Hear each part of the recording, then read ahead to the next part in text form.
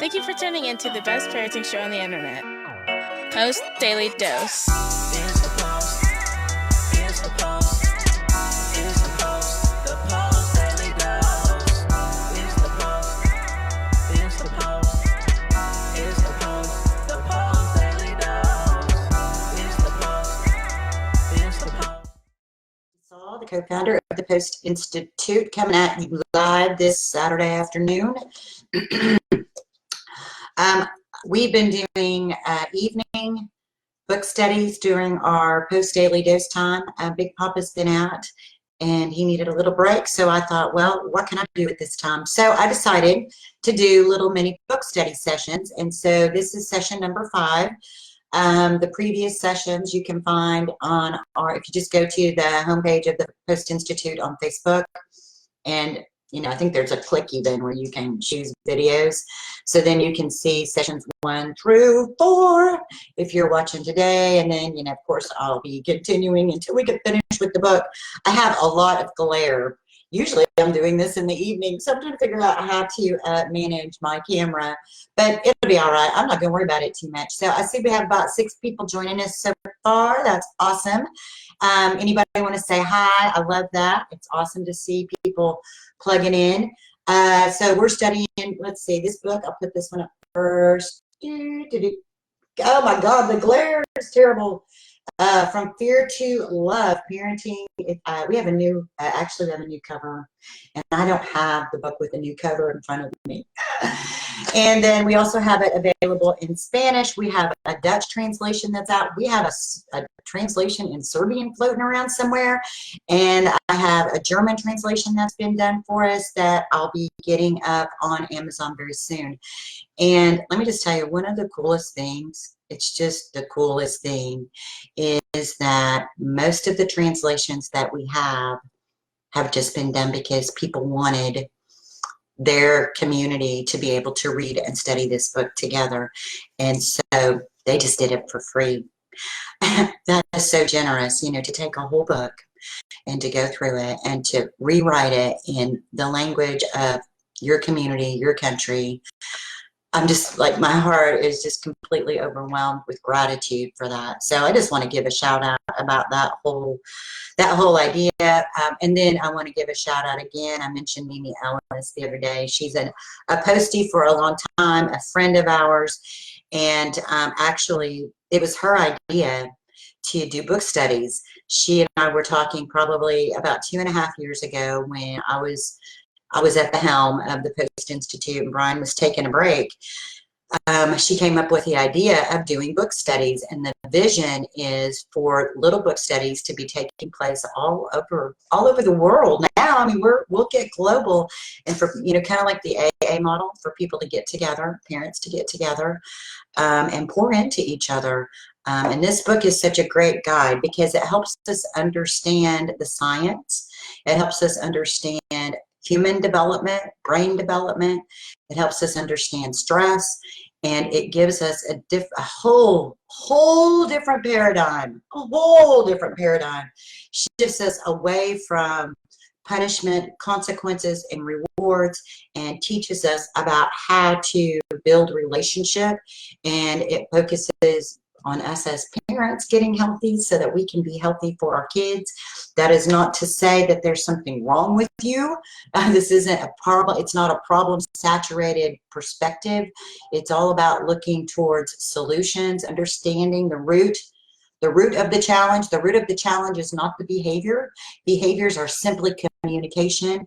And when our children's behaviors are challenging and difficult, that just lets us know that internally they're feeling challenged, internally they're dysregulated, internally they're stressed out and overwhelmed. And if we punish, if we take that punishment, that consequences and rewards model, we're just pouring fuel on the fire of stress. And so for us to all take some deep breaths, step back, learn a little something, learn a different way of being, a different way of relating, a different understanding of what our children need so that we can grow and flourish together. Hey, Mary, glad to have you. Thank you for saying hi. Thank you guys for tuning in today. We can expect this to be about 30 minutes, but I'm going to try to be pretty quick. So what we've been doing is each well, we were doing it in the evenings because that's when our Post Daily Dose is. We've been going through a few chapters of this book. And the book, just the nature of how it's written, it's a super easy read. The chapters are 2 pages, sometimes 4 pages. The chapters are really short, they're really to the point, and then at the end, there's these little bullet points that you can go back and reflect on so that you can, anytime when you are changing a paradigm, it takes repetition, repetition, repetition, repetition, and then putting it into action and experiencing the results. Oh my God, it's so amazing, incredible. I have people reaching out to me all the time saying, okay, well, I started applying this way of thinking. I started applying a more love-based approach. I started applying daily connection, love connection with my child and really pouring into them. And I am seeing, I had a friend of mine stop by the other day. She picked up a book last week. Then she came by about 4 days later, and then she messaged me and said, I am seeing the fruits of this model within days. Within days, I'm seeing a shift in the child that I was most concerned about. And so, my testimony is one thing, but when you hear people have those sorts of testimonies, it makes me feel so grateful. So grateful for this message that I feel like Brian was gifted with. I feel completely blessed. I say I'm just along for the ride. I feel completely blessed to be a part of this, and I feel blessed to have the opportunity to share a little bit. Hey, Amy, good to see you. I see, Chad McNeil. Oh my gosh, Chad, how are you? Give hugs and love to your family, Chad's family, extended family, Brian's cousin. I don't know if we're even really cousins, but it feels like we're cousins. So cool to see you guys. So I'm going to jump into chapter 6. Well, let me just backtrack a little bit and refresh what we did for our homework that will help give you an idea of where we're at and what we're doing. So the first night we read the foreword and the introduction. And one of the sweetest parts about the foreword is that it's written by Brian's mom. And what she tells us is never give up on your child. That as long as we have air to breathe, there is hope.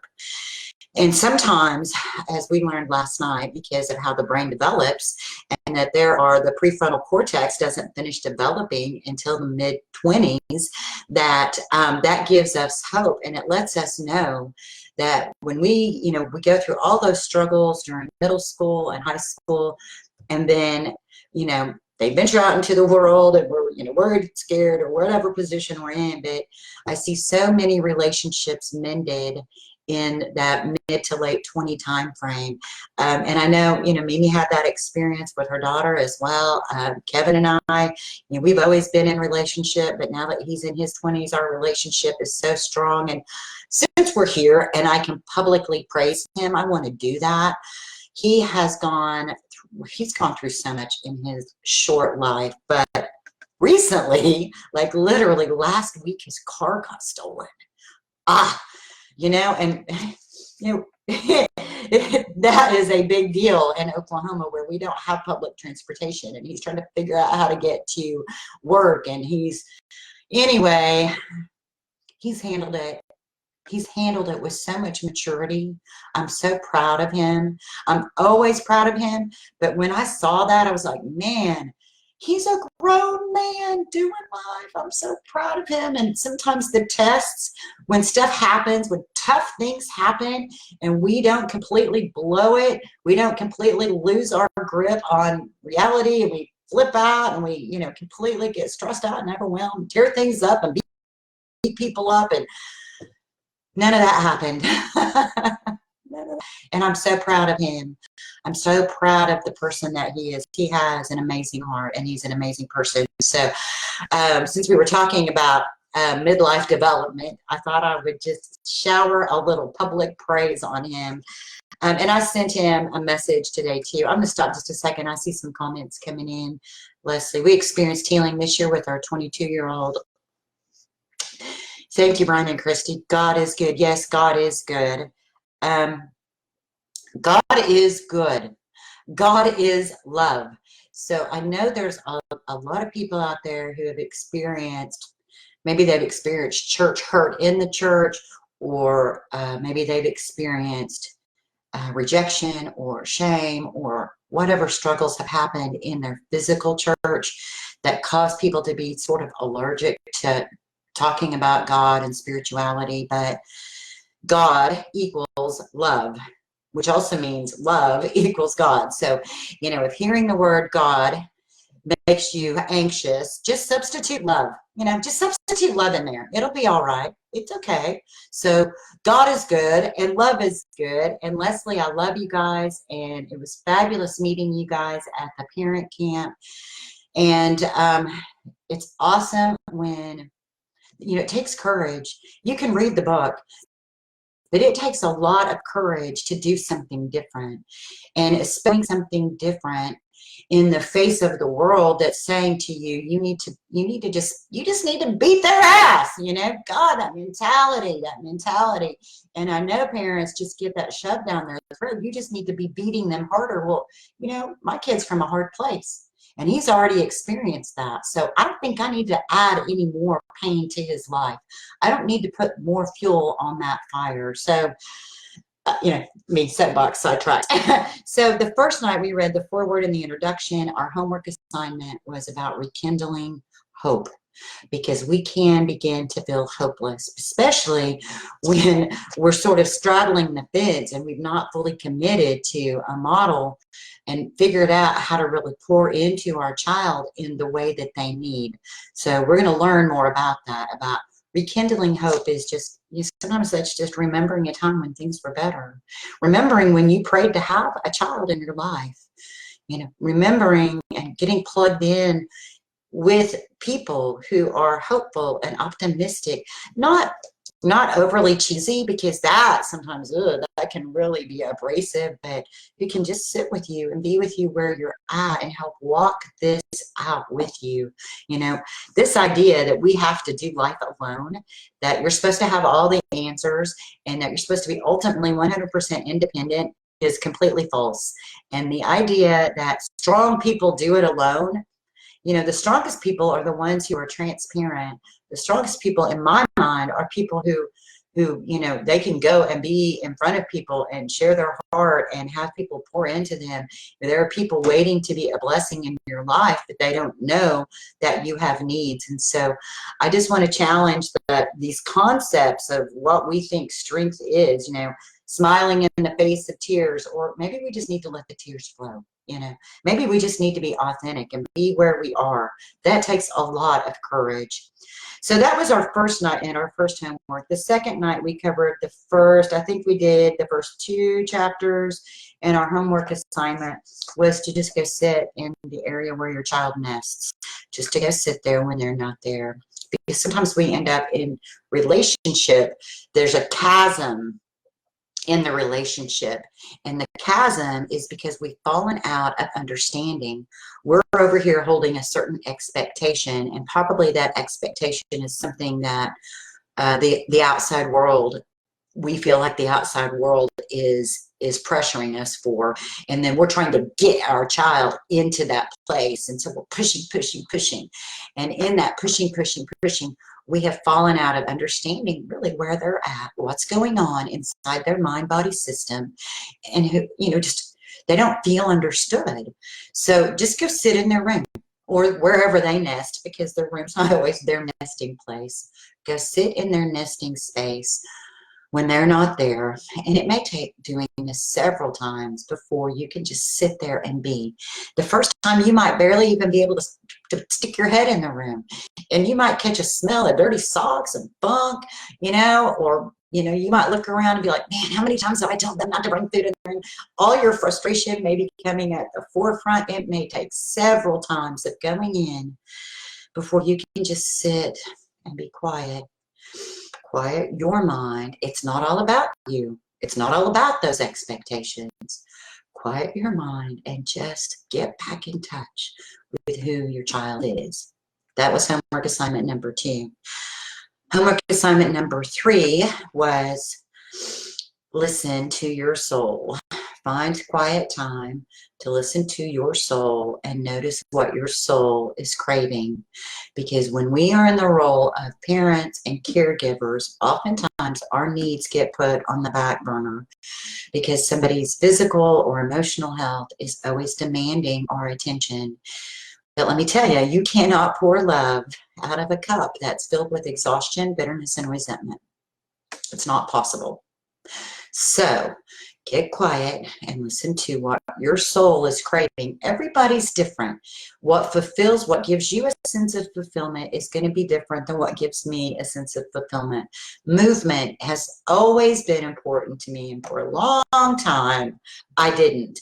And then I started getting involved in different sorts of activity. Like I did belly dancing for a while.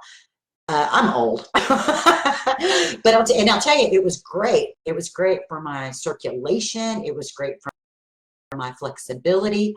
I was with a group of all women, and so I really felt about parenting and kids. You know, it's so great to get out of the bubble sometimes and realize that there's a whole world out there. So, you know, whatever. Get quiet and listen to what your soul is needing. And once you hear what it is, it may be something physical, like physical activity. It may be nature. It may be creating. It may be something social. Maybe something spiritual. It may be musical. Whatever. It may even be that your soul is craving to volunteer for something that your child isn't able to do or isn't interested in doing. But you know what? It's okay. It's okay. I mean, I had a friend who was like, I always wanted to be a Little League coach, but my child isn't interested in that. Well, that's okay. Just because you're an adult doesn't mean 100% of everything has to be put on hold. There's a balance.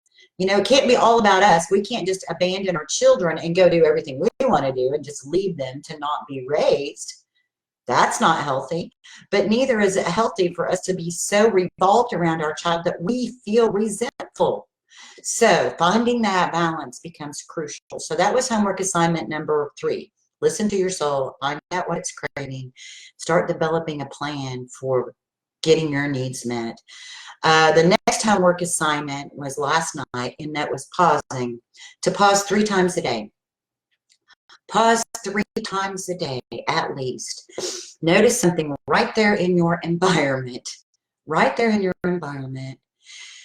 that feels good. So like for me right now, I can just pause. I can breathe in the sun ray coming through my window. When I do that, I'm settling my body neurologically. I'm neurologically calming myself with that oxygen. And that also helps me tap in to a different energetic vibration that I call love. It helps me kind of achieve a higher level of being. Higher. I don't really like that word. You know, that's not the best word for it. A different way of being. It helps me feel better. It helps reduce my tension inside and just kind of have this sense of well-being. That do it with a piece of chocolate. When's the last time you had a piece of chocolate that you just wolfed it down, and then you looked up and you ate 5 of it and didn't even realize you had a piece of chocolate? Put it in your mouth and smell it first. Open it up. Smell it. Put it in your mouth. Let it melt. Let it, the bitterness, the sweet, you know, let yourself fully experience what you're experiencing. And we move through things so fast that our bodies don't even really keep up with it. So that helps to exercise your gratitude muscle, and it helps you learn to pause and breathe. And the more you practice these things, the more they become your habit. The more they become your instinct versus reacting.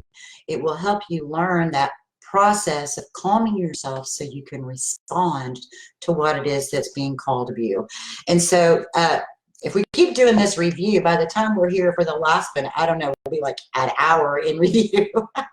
So let's jump into chapter 6. That's where we were at.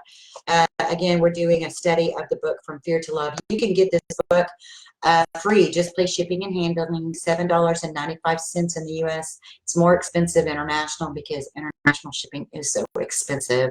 Also available on audio on Audible.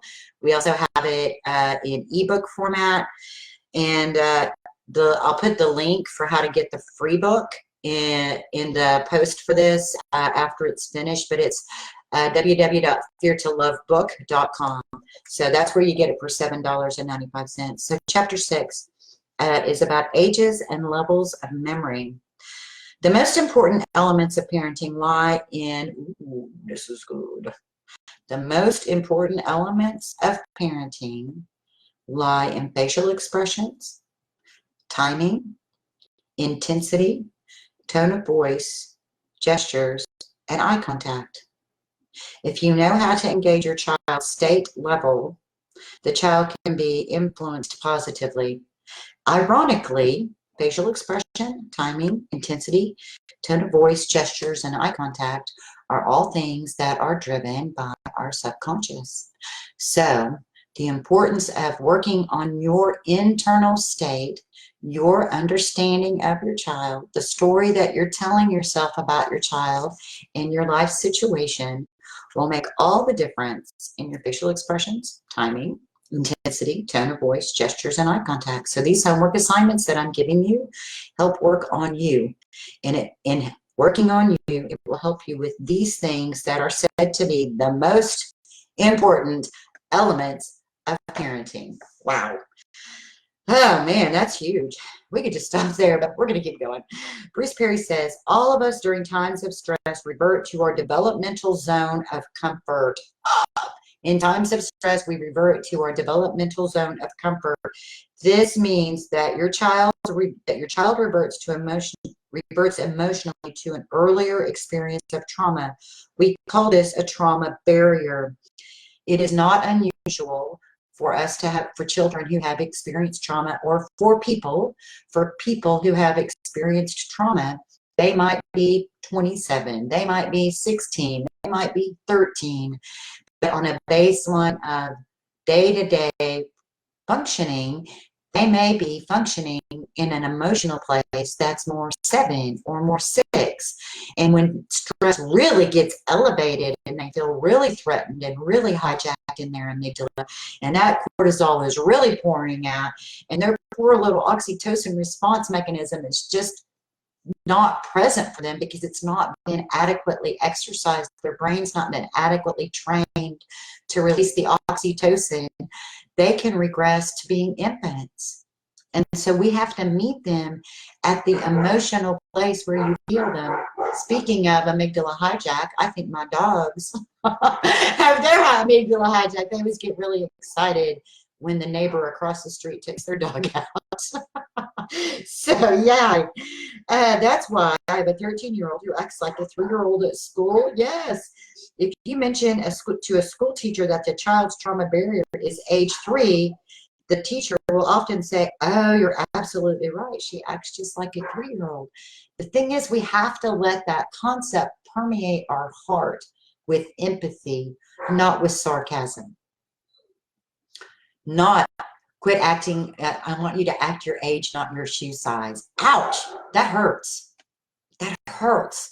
Those sarcasm barbs are painful, especially when we're talking about somebody who's come from trauma and they're doing the best they can. And this regression thing is real. It's a real thing. And it happens for us all. I can't tell you how many times I've had parents, once they understood this, they're like, oh my gosh, I get it. Because when I'm triggered, and I'm triggered with an engagement with my child regresses to being 3, and here I am, a 35-year-old mother, but I have regressed to being a 13-year-old babysitter who's overwhelmed, waiting for mom and dad to get home. That is real. That's a real dynamic, and the awareness of it can make all the difference. You know, it's not going to stop it right off the bat. You know, the first, just because you're aware of something doesn't mean it's going to go away, but it begins the process, because you may find yourself being that 13-year-old babysitter many, many times, but then you're going to look back at the dynamic of the situation and the interaction, and you go, oh, there I went again. There I went again. And over time, gradually, you'll begin to change how you're interacting. And that will help you nurture that little 2-year-old baby that's in front of you, versus being so scared of your child when they're in that regressed place. We have 3 different ages: our cognitive age, our emotional age, and our chronological age. Chronological age is the number of years we've lived. Our cognitive age has to do with our thinking processes, and our emotional age has to do with our emotional development. Now, here's the thing. Academically and in our society, we have a very good understanding of our cognitive age. Well, we have a very good understanding of our chronological age, how many days we've lived on Earth. I just need to slow down a little bit. We have a pretty good understanding, about our cognitive age, because we understand through testing about developmental disabilities with regard to intellectual disabilities. Now, let me say this. I have seen when people begin to heal from trauma, I have seen shifts in how they function in their cognition. I've seen it drastically. It's like the trauma creates so much static in the brain that it affects cognitive functioning. And once some of that trauma, the trauma reactivity begins to de-escalate, because we know that stress causes confused and distorted thinking and suppresses short-term memory. So as the reactivity to trauma begins to reduce, then you'll see shifts in cognitive abilities. Now, what we have the least amount of understanding for is emotional development and how the emotional regulatory system in a human being actually develops. We don't give enough credit to the process of caregiving and nurturing infants. We don't give enough support to mothers and fathers while they're expecting. We don't give enough I don't think we educate enough about the importance of nutrition. I think we do a pretty good job with nutrition, but nutrition and emotional health during pregnancy. And we need, us older people have to wrap ourselves around younger people while they're going through this, so that they can learn how extremely important it is, because the brain's developing in the womb.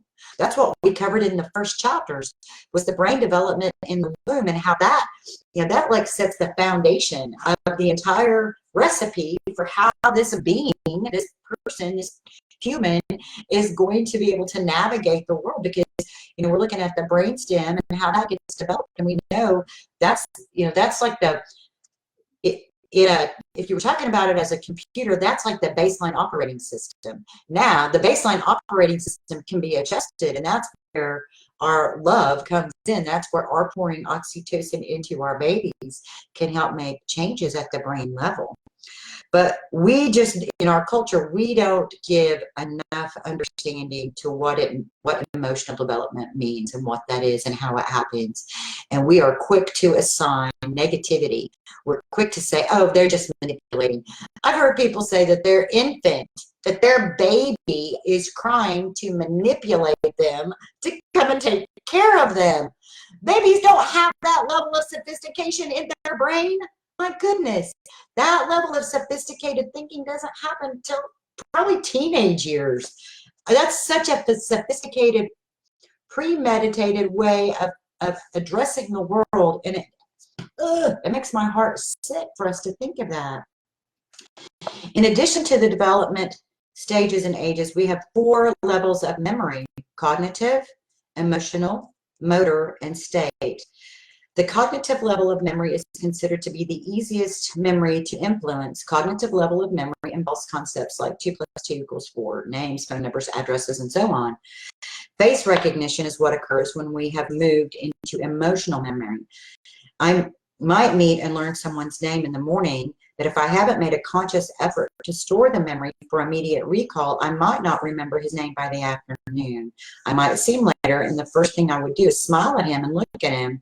I have an immediate reaction to him, but it is a love-based reaction rather than a fear-based reaction. I might say, I remember you, and he might respond and say, oh yeah, I was in the restaurant this morning. I might respond, oh yeah, Joseph, blah, blah, blah, blah, blah. Don't forget that an emotion and a feeling are not the same thing, though. An emotion is what we feel with our body. Feelings, on the other hand, is what we create with our brain through your cognitive process. So an emotion is what we experience internally. A feeling is how we interpret what that experience was. And oftentimes, the words we pick for feelings are words that we've learned or been assigned to from the world. Next is the motor level of memory, which is unconscious. This includes activities such as walking, talking, blinking, writing with your ink pen, scratching your head. Rarely do we think, I'm blinking now, because it happens unconsciously. Until we focus our conscious on the unconscious action, it remains unconscious. Say that again. Until we focus our consciousness on the unconscious, it will remain unconscious. So in order for us, let's go back to what we heard, the most important elements of parenting: facial expressions, timing, intensity, tone of voice, gestures, and eye contact. Those are subconscious things. Until we focus on them consciously, they will continue to be unconscious. So you will continue to have a scowl on your face about whatever until you become aware of the scowl on your face. You will continue to try to be regulated. I just, fake it till you make it. Fake it till you make it is the worst advice you can get when you're dealing with children who are stress sensitive, because they're going to sense that you're stressed. And yet you're telling them you're fine. You know how confusing that is? It's just better to go, man, I'm just really stressed out right now, so I'm going to step back.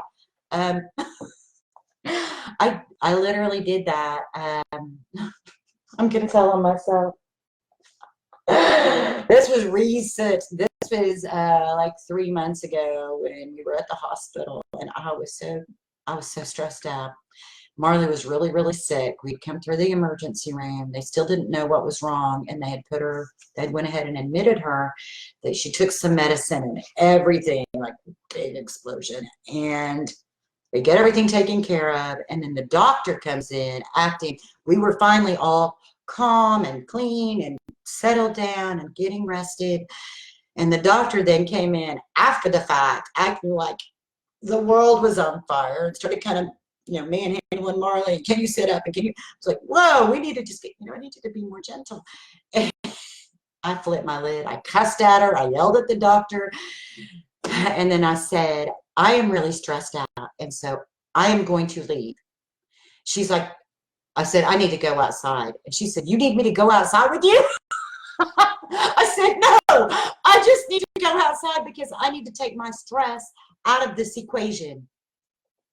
Because all I was adding to the equation was more stress. I said what I needed to say. It was not good. I didn't say it tactfully. I didn't say it regulated. I didn't say it with a good response. I was highly reactive. And I knew I just needed to take my stress out of the equation, and that the doctor was in good hands, that Marley was in good hands, and that I have confidence. I have great confidence that Marley will speak up and holler if she needs me.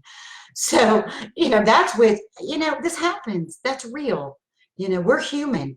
Fake it till you make it, though. To be able to at least put into words, to be able to articulate, I'm really stressed out right now, I think is a great response when that's all you have to offer. Trying to pretend like you're calm when you're not calm creates confusion for our children. It adds to their need to be hypervigilant, and that is already one of their defaults. One of their default coping mechanisms, if they've come from a place of stress, if they have a hyperactive amygdala, is to be hypervigilant in the name of self-protection. So if you say, I'm fine, when really you're not fine, that just creates more stress for your child and more confusion. So that is talking about bringing the subconscious to your conscious awareness. It's that place where we are kind of in that third eye, so to speak, being able to see ourselves outside of ourselves in the moment, being able to see, not just to feel our feelings, but to also see how we're really interacting with people.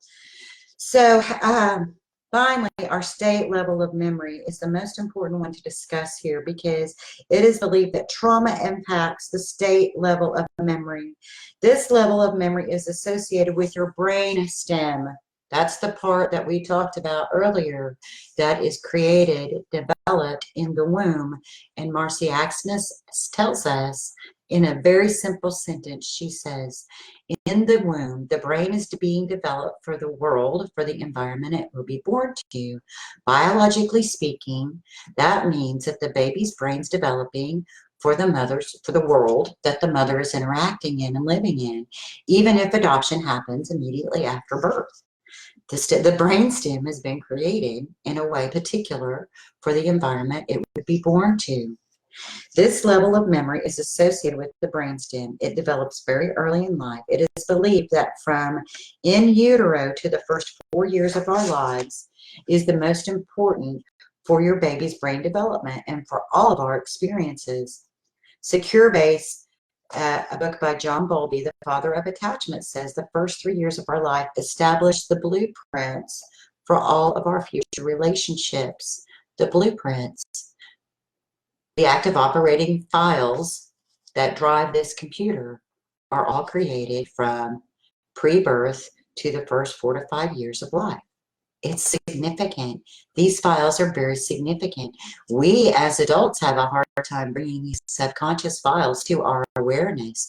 So we have to really understand what's driving the machine of your child. Bruce Perry says, state becomes trait. State becomes trait. What happens at the state level of memory develops the personality.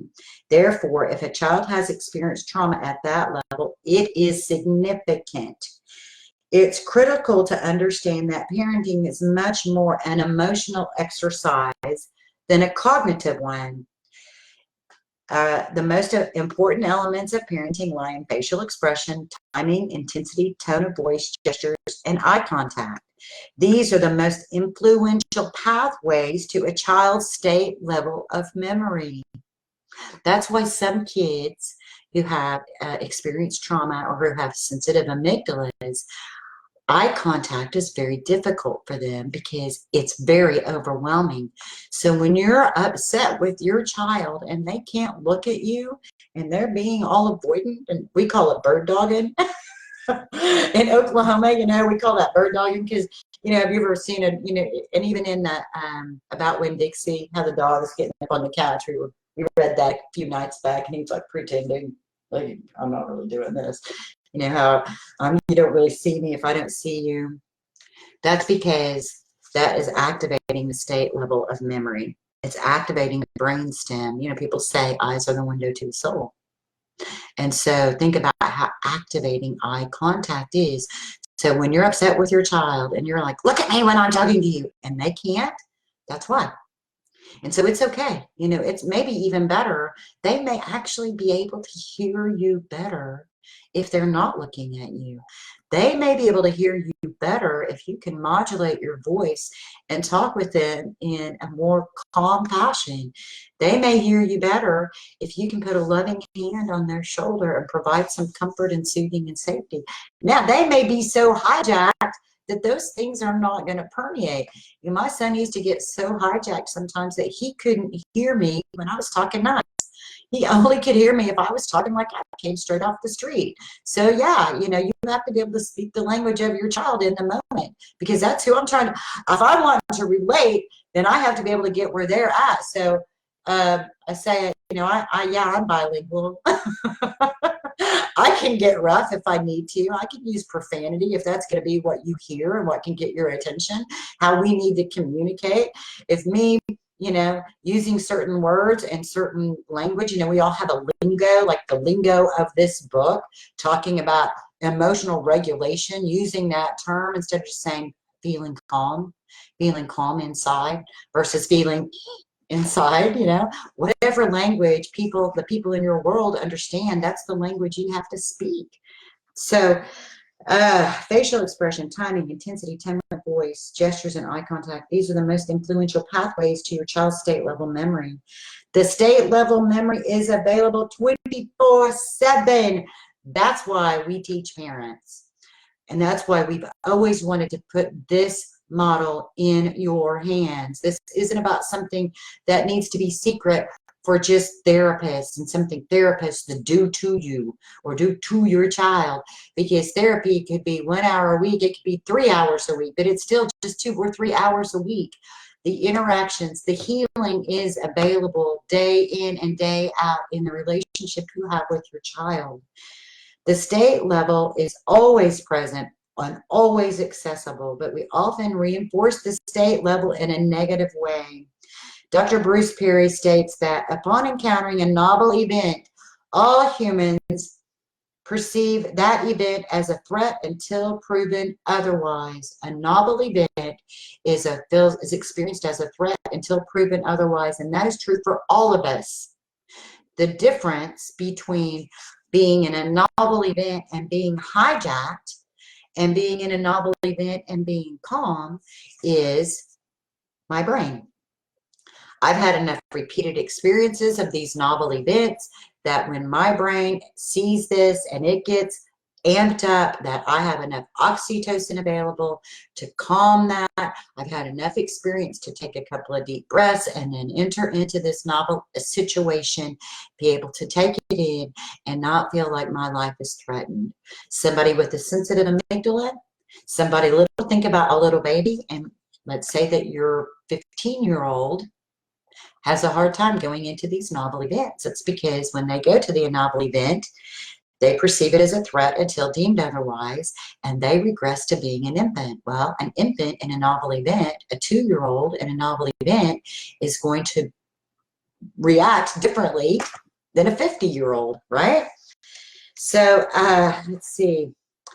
This chapter goes on. It talks more about state becomes trait. It talks about the fight, flight, and freeze response. The fight response comes from the freeze response. We initially freeze, and the freeze may be just for a moment, and then fight or flight will come into place. Some people get frozen longer.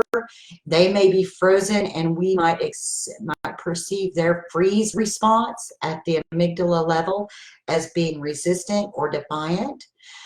We may ask them to do something and get an immediate no, and they've not even really heard what we've asked. I remember Leslie Buchanan talking about that. She shared it so well. She's like, actually, I'm very guilty of that. My kids will ask me something. I just say no. God, I don't even know what they ask me. But in my fight, flight, and freeze response, I have a no reaction, and I need to work on that. These things are true for us all. Here's a really cool picture because it shows the saber-toothed tiger and the caveman, because when we start thinking about the brain stem and how it's created for survival, this process of creation comes from biological evolution for the purpose of survival. So here's a scenario. You're enjoying an evening with your child and you're feeling very calm, and you say, hey, Sam, get up and take out the trash. The problem is that Sam's watching TV and you're asking him to transition. He says, hey, but keeps watching TV. You're not stressed, and you leave Sam alone. About 5 minutes later, you say, Sam, I really need you to take out the trash. This time, Sam gets up and takes out the trash. Without that 5 minutes, Sam would have had an amygdala reaction. It's a threat, it's a threat, it's a threat. But that extra space you gave him to transition in his mind gave his hippocampus time to kick in. Maybe it's not so much the threat, as he was unable to emotionally prepare himself to switch from watching TV to taking out the trash. He became more flexible over time. Children who have experienced trauma are chronically inflexible. They're inflexible because they're frozen, so often stuck in freeze reaction. The other thing I have seen that can be really effective is turning things into a game, even if you feel like their chronological age is old enough to do certain things without always having to make it a game. Remember when they were babies and we made everything a game. Don't lose that. I remember Mimi, my nephew used to have hated taking a bath. Well, look, taking a bath requires a lot of transitions. And if you have any sort of sensory integration challenges, which are very present for him, not only are you having to transition out of whatever you were doing, like watching TV, to go take a bath, but you also have to take off your clothes. Well, for people who have sensory integration issues, taking off your clothes is not pleasant at all. You know, honestly, sometimes I have those. Sometimes I don't want to get out of my pajamas because I don't want to have to just transition out of clothes, feel the cold air on my body in order to put this other set of clothes on. You know, there's a lot of transition involved in that. There's a lot of sensory issues that go on in that transition.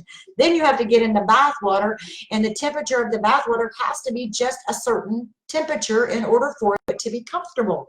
So bath time is a big deal, right? So Mimi had a game, and she did blast off 5, 4, 3, 2, 1, and you get that shut off just as quick as you can, and you run to the bathroom and you get in the tub. And I remember blast off was probably played until almost junior high, and it was awesome, and it was a great process. It helped make bath time less painful. It helped remove all the arguments and all the fighting. So this model is all about a deeper understanding and realizing that the behaviors aren't here just to piss you off and just to irritate you and just to get under your skin. The behaviors are communication. We have to dig deeper to understand what the behavior is communicating. We have to dig deeper to see what the trigger may have been. And the trigger may be just that there are some sensitivities that we need to be more empathetic of. And let me just tell you that my nephew is now in his 20s, and he takes a shower, and he brushes his teeth, and he puts on his clothes, and he gets in his car, and he drives to his job, and he does all the things that needs to be done. You know, he may live a different kind of life a little bit. You know, he's not super social. He's got his little niche and does his little thing. He helps his Mimi in whatever way she asks. You know, there's still some hiccups of him getting independent or whatever that means and looks like, but he's getting there. You know, he's getting there. From a kid who needed 5, 4, 3, 2, 1 in the 5th grade to get in the bathtub, he's making it. He's making it. So, hey guys, everybody relax just a little bit. We're going to get wherever we need to go. So we only got through 1 chapter today, and that is okay. We'll get further tomorrow. Well, actually, I'm going to take a break tomorrow. It's Sunday. I want you guys to take a break too and enjoy your family. Chapter 7 is actually really pretty short, and then we get to go into chapter 8 about the stress model. So we'll do that Monday evening. So I think today the homework assignment that we're going to add is just that, just what we talked about. I want you just to let some of this ruminate, to let it percolate. Start thinking about the possibility. Start noticing what emotional age your child functions at, what emotional age you function at on the day in and day out. And then when you're stressed, what emotional age do you regress to? And then the same for your child. What age are they functioning at on the day in and day out? And when they get stressed, where do they drop down to? And how can you become, actually, I'm going to add to that. Get out your cell phone and flip it onto the camera mode and start noticing. Just put it in front of your face and start noticing your facial expression, your timing, your intensity, your eye contact. Start noticing and bringing out of the subconscious and become more and more consciously aware. And maybe even do that when you're really mad about something. Go slide off, go out to your car and sit in the car and just pick up your phone and just put it on the video mode on your camera and just rant. Just rant the way you want to rant to your child and the way you want to unleash on them. Just rant and watch. And I think you'll be surprised at how intimidating you probably are out of your own space of being hijacked. One thing that'll do is it will help unleash that. And, there's a lot to be said about just pulling the cork on it and letting it out. And then by letting it out, it will help you de-escalate a little bit. Then you can start working on your timing, your intensity, to help yourself become congruent so you can de-escalate it, and then what you bring to the table for the situation can become more congruent with a response versus a reaction. So that's it for today, you guys. Thanks for joining on a Saturday afternoon. I love you all. Thank you. I see so many people who've commented, and I'll come back and take a look at those when we get off here. I love you guys. Much love. We'll be back on Monday evening, 6:30. We'll continue the book study. Peace out, you guys. Have a great day.